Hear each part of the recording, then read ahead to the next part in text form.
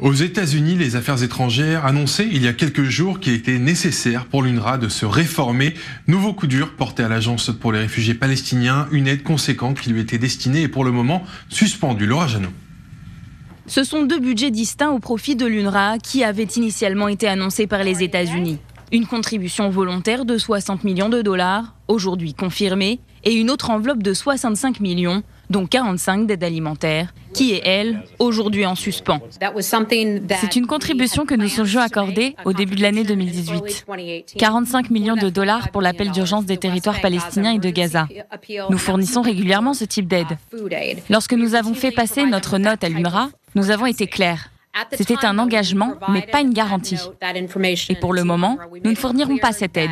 Mais ça ne veut pas dire, et je vais être claire, que nous ne la fournirons pas dans le futur.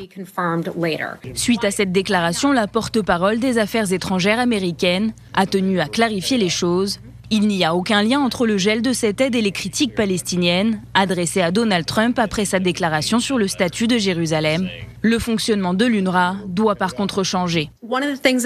L'une des choses qui doit être faite, et nous en avons déjà parlé, c'est de mettre en place des réformes. Actuellement, il y a de très nombreux réfugiés qui sont couverts par ce programme. Plus que les années précédentes, les chiffres ont vraiment augmenté.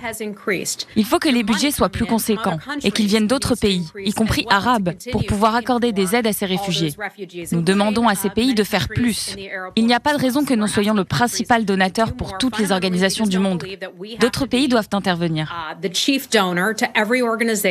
Selon les derniers chiffres, en 2016, les États-Unis ont fait don de 368 millions de dollars à l'UNRWA. Le 2 janvier dernier, Donald Trump a posté un message sur Twitter où il a indiqué que ces millions de dollars par an n'étaient ni appréciés ni respectés par les Palestiniens.